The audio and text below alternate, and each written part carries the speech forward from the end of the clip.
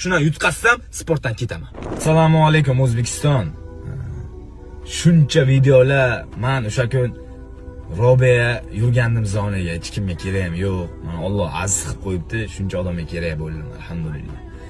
Kibrlanibdi debdi. Hammasi bitta javob qilib ketaman, lekin men o'zimni oqlayotganim yo'q. Men yutqazdim.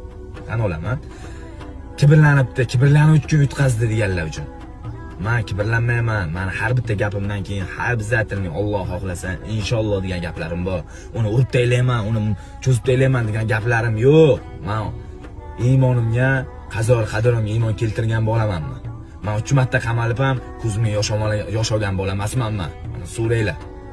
Men nimaga yosh oldim? Meni ko'rib turgan yosh bolalar, onaxonlar meni ko'rib turib, achingan ishonchini oqlay olmaganim uchun ko'zimga yosh oldi.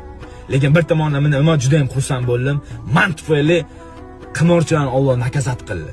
Qimorchilarni Alloh nakazat qildi. Bittasi $100,000 tikkan, bittasi oyligini tikkan, bittasi uyini tikkan. O'zi ishonmaganchalik menga ishongan. Sizlar meni bilimdan turizmga podpischkim bor. Menga gol xayollaringizni kelsa yo kulashga keladi xayollaringizga, yo moytaga keladi xayollaringizga, to'g'rimi? MMA o'sha to'rtta urdi, turdirib ketdi, ko'rdinglar. Men ishongandim. Men oqlamayman. Inshaalloh u bilan revanch urushaman aprel oyi. Octagondan so'rayman, revanch qilib beringlar.